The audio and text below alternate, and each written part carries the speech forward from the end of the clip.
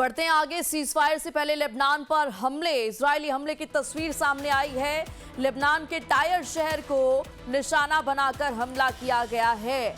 तो देखिए, जिस होल्ड की हम बात कर रहे थे उसी से जुड़ा एक एग्जाम्पल भी अब सामने आ गया है। सीजफायर से पहले लेबनान पर हमला हुआ, इजरायली हमले की तस्वीर सामने आई है। हालांकि आपको बता दें कि अगर इंडियन टाइमिंग्स की बात करें उसके हिसाब से रात 2:30 बजे से सीजफायर लागू हो चुका है। और अभी जो तस्वीरें हैं ये सीजफायर से पहले की है कि सीजफायर से पहले जब लेबनान पर हमला हुआ तो ये तस्वीरें और ये जो है इमेजेस आई थी। इजरायली हमले की तस्वीर है। लेबनान के टायर शहर को निशाना बना करके हमला किया गया है। अब आपको डोनाल्ड ट्रंप का एक और बयान बताते हैं जो कि पाकिस्तान से जुड़ा हुआ है।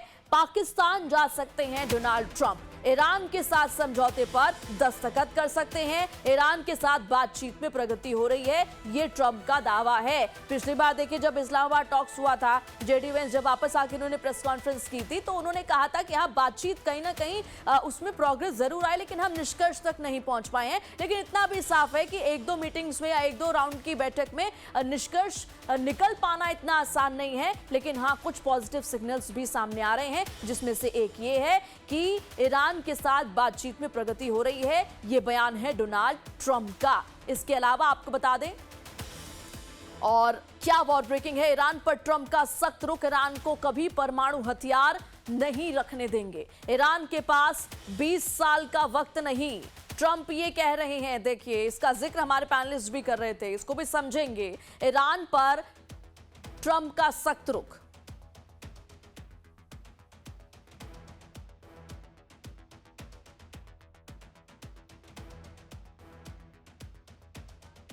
रखने देंगे, ईरान के पास 20 साल का वक्त नहीं है, ये ट्रंप ने कहा है। तो देखिए, कहीं ना कहीं एक तरफ पीस की भी बात हो रही है, ट्रंप ये कह रहे हैं कि बातचीत में प्रोग्रेस भी है, लेकिन वहीं दूसरी तरफ लगातार एक वो जो प्रेशर जिसका जिक्र हम करते हैं, चाहे ब्लॉकेड के जरिए हो, स्ट्रेट ऑफ हॉर्मुज में जो ब्लॉकेड किया हुआ है अमेरिका ने, या फिर अब ये स्टेटमेंट हो कि ईरान के पास 20 साल का वक्त नहीं है।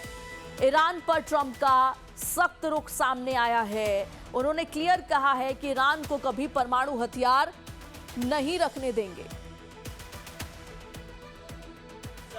I would go to Pakistan, yeah. Pakistan has been great. They've been so good. Islamabad, I might go. Yeah. If the deal is signed in Islamabad, I might go. The field marshal has been great. The prime minister has been really great in Pakistan. तो पाकिस्तान जा सकते हैं Donald Trump, ये बड़ी war breaking है। इसके अलावा Iran की नाकेबंदी पर ट्रंप बोले हैं, ईरानी बंदरगाहों की नाकाबंदी जारी है, ईरान व्यापार नहीं कर पा रहा। देखिए, ये इसको भी समझेंगे, इसको कैसे, ये स्टैंडर्ड क्या है डोनाल्ड ट्रंप का। एक तरफ पीस की भी बात करते हैं, बातचीत में प्रोग्रेस भी की बात करते हैं, और वहीं दूसरी तरफ ये भी कह रहे हैं कि ईरान की नाकेबंदी जारी रहेगी, बंदरगाहों की नाकाबंदी जारी है, और वो ये भी कह रहे हैं कि ईरान जो है वो व्यापार नहीं कर पा रहा। तो मेहंदी रत्ता सर, मैं आपके पास आना चाहूंगी। ये तमाम बयान जो अभी हमने बताए कि किस तरीके से ट्रंप एक तरफ ये कह रहे हैं कि बातचीत में भी प्रोग्रेस है, लेकिन दूसरी तरफ वो ये कह रहे हैं कि नाकेबंदी जारी रहेगी। तो एक तरफ पीस की बात और दूसरी तरफ प्रेशर, कैसे आप इस पूरे सिनेरियो को देखते हैं? जी हाँ, आपने बिल्कुल ठीक कहा। एक तरफ बातचीत और दूसरी तरफ पूरा प्रेशर। वही टेक्निक है दोनों तरफ की, दोनों पार्टीज की यही टेक्निक है कि जितना प्रेशर हम बना सकते हैं बातचीत से पहले और बातचीत के दौरान, उतना ही हमें अपनी शर्तें मनवाने का फायदा होने वाला है। इसीलिए ट्रंप ने जो फिलहाल पूरा रोक कर रखा है उनका जो व्यापार है, सिर्फ इसलिए कि उन्हें हर्ट होना चाहिए और उन्हें मालूम होना चाहिए। और उसी तरह से ईरान भी पूरी तरह से अपनी वार्निंग्स दे रहा है कि हम हॉर्मुज को बंद भी कर सकते हैं, परमानेंट बंद भी कर सकते हैं, मगर दोनों को इसका आगे का तरीका वो भी मालूम है, अगला स्टेप भी मालूम है, और दोनों नहीं चाहते कि वो स्टेप हो। तो आप बहुत क्लियरली देखेंगे कि बातचीत भी हो रही है और दोनों एक दूसरे को थ्रेटन भी कर रहे हैं, मगर एक भी गोली आपस में नहीं चल रही है। इतने शिप्स हैं वहां पर, एक भी दूसरे को डैमेज करने की ना कोशिश कर रहा है।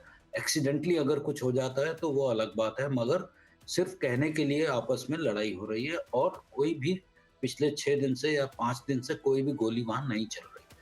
उसका कारण सिर्फ ये है कि दोनों को मालूम है अगर एस्केलेशन होता है तो हॉर्मुज बंद हो जाएगा, ईरान के अगेंस्ट पूरी दुनिया हो जाएगी अगर हॉर्मुज परमानेंटली बंद हो जाता है, और ईरान का पूरा व्यापार बिल्कुल ठप हो जाएगा। अभी सिर्फ ये दिखाया जा रहा है कि हम ये इस तरह से कर सकते हैं, दोनों पार्टीज ये बताना चाह रही हैं कि हम ये सब इस तरह से कर सकते हैं, लेकिन जो ऑन ग्राउंड रियलिटी वो ये है कि कुछ शिप्स पास हो भी रहे हैं और हॉर्मुज बंद नहीं है, ईरान के ऊपर प्रेशर बनाया जा रहा है, और ईरान को भी मालूम है कि अभी जो उनके प्रॉक्सी ग्रुप्स हैं काफ़ी वीक हो गए हैं फिलहाल, और हमें फिलहाल कोई ना कोई सिचुएशन ऐसी चाहिए कि हमें उसमें ब्रेक मिलना चाहिए, और अगले 15 दिन से 1 महीने की ब्रेक का और सीज फायर का बातचीत आपस में चल रही है। पाकिस्तान इधर से उधर जा रहा है, उनके प्राइम मिनिस्टर और आर्मी चीफ आपस में बातचीत कर रहे हैं बाकियों से, क्योंकि वही बात कर सकते हैं इन ईरानियन कंट्रीज के साथ और पार्टनर्स के साथ, जो कि अमेरिका भी चाहता है और उनकी टैक्टिकल एडवांटेज लेके अलाउ कर रहा है। जैसा कि अभी ये प्रश्न आया था कि Pakistan may not be the right place अगर बात को आगे बढ़ाना है तो फिलहाल ये स्थिति सिर्फ टैक्टिकल है। अदरवाइज रशिया और चाइना से भी बातचीत हो चुकी है, और प्राइम मिनिस्टर मोदी से भी एक लंबी बातचीत हो चुकी है ट्रंप की, जो कि हमारे ट्रेड पैक्ट के बारे में भी थी और वेस्ट एशिया के सिचुएशन के बारे में भी थी। तो आप अगले दिनों में देखेंगे कि जब बातचीत को बहुत सीरियसली आगे बढ़ाना होगा, और न्यूक्लियर, जिस तरह से आपने पूछा था कि न्यूक्लियर अरेंजमेंट्स किस तरह से इस देश के साथ होंगे, उसमें चाइना और रशिया को भी, जो कि तैयार हैं आने के लिए, वो भी इसमें आने के लिए तैयार हैं और आएंगे, और उसके लिए जगह भी बदली जाएगी या उस तरह की बातें होंगी। जहाँ तक न्यूक्लियर का सवाल है, ईरान कहता है कि ये हमारी सोवरेनिटी का सवाल है, आप उसे छोड़ नहीं सकते हम उसे, और वो बात ठीक है, लेकिन आप ये भी देखेंगे कि समझना ये पड़ेगा कि जो सिविल यूज के लिए जो एनरिचमेंट है उसे कोई भी मना नहीं कर रहा है। इनफैक्ट रशिया पूरे उनके प्लांट्स के लिए एनरिचमेंट कराता है और उन्हें हेल्प करता है ईरान को, और वो प्लांट्स चल भी रहे हैं, जिसमें अमेरिका को भी कोई तकलीफ नहीं है। अमेरिका जब भी वेपन ग्रेड की डेवलपमेंट की तरफ देखता है, वो उस टाइम किसी से पूछे बिना अटैक कर देता है, और आगे भी ऐसा ही होगा। इसीलिए एक शर्त ये भी है कि अमेरिका हमारे पर दोबारा अटैक नहीं करेगा।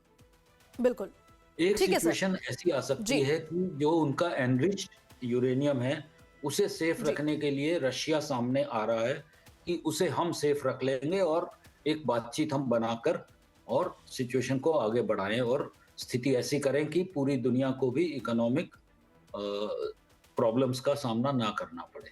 जी ठीक है माथुर सर, आप इसको कैसे देखते हैं कि ईरान पर ट्रंप का सख्त रुख है? वो ये कह रहे हैं कि ईरान को कभी परमाणु हथियार नहीं रखने देंगे, और ईरान के पास 20 साल का वक्त भी नहीं है। ये स्टेटमेंट ट्रंप के क्या दिखाते हैं, क्या मैसेज देने की कोशिश है ट्रंप की? देखिए, एक बात बिल्कुल साफ है, जो ओवरऑल एम, मुझे लगता है ओवरऑल एम खास करके इजराइल का जो यूनिपॉइंट एजेंडा था, वो था कि किसी प्रकार से ईरान को एक खतरे के तौर पे कमजोर किया जाए या खतरे के तौर पे समाप्त, to remove Iran as a threat प्रेरणा। तो उसके लिए उनको 3-4 पैरामीटर्स पे उनको ईरान को कमजोर करने की आवश्यकता थी, और सबसे बड़ा इंपॉर्टेंट पैरामीटर था कि उनकी जो माइंड सेट है, दैट्स वाई वो बार बार रिजीम चेंज की बात करते हैं, क्योंकि ये जो माइंड सेट है आज की तारीख में जो ईरान में रूल कर रहे हैं, उनका माइंड सेट है पाकिस्तान की तरह, वो इजराइल के वजूद को नहीं मानते और इजराइल को समाप्त करना चाहते हैं। दूसरा खतरा जो ईरान उनके लिए बन रहा था, वो उनकी न्यूक्लियर एबिलिटी। अगर इस प्रकार के माइंडसेट को कोई वेपन ऑफ मास डिस्ट्रक्शन मिल जाएगा तो वो चूक नहीं करेंगे इजराइल के ऊपर हमला करने के लिए, ये परसेप्शन इजराइल का है। तो वो हर हालत में इस न्यूक्लियर कैपेबिलिटी को खत्म करना चाहते हैं। तीसरा, उनकी जो मिसाइल कैपेबिलिटी है, मिसाइल ड्रोन कैपेबिलिटी, क्योंकि आज के युद्ध सिस्टम्स में मिसाइल ड्रोन कैपेबिलिटी से आप देख रहे हैं किस प्रकार का डिवास्टेशन हो रहा है। तो वो चाहते हैं कि उनकी मिसाइल ड्रोन कैपेबिलिटी के ऊपर रोक लगे या उसको रेस्ट्रिक्ट किया जा सके।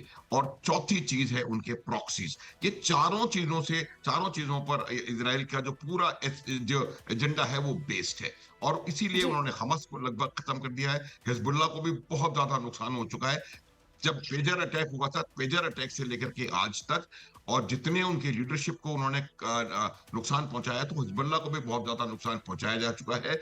हूती को खरीदने की कोशिश हो रही है, ये भी मैं आपको बता सकता हूँ। हो सकता है जो मैं बोल रहा हूँ उसके लिए मेरे पास कोई ऑथेंटिक वो नहीं है, लेकिन सऊदी अरब और यूएई मिलकर के जब तक हॉर्मुज बंद है तब तक इस बात से बातचीत कर रहे हैं कि हूती उनके उनके जो शिपमेंट है उसको वहां पर न रोके रेड सी में। तो ये ओवरऑल सिचुएशन ये है, और अमेरिका वही कर रहा है जो कि इजराइल की रिक्वायरमेंट है, क्योंकि अमेरिका भी नहीं चाहता। एक मैं इतिहास की बात आपको बताना चाहता हूं प्रेरणा, कि ये जो ईरान का जो न्यूक्लियर प्रोग्राम है, 1957 में ये न्यूक्लियर प्रोग्राम शुरू हुआ था ईरान का, और इस न्यूक्लियर प्रोग्राम को शुरू करवाया किसने था?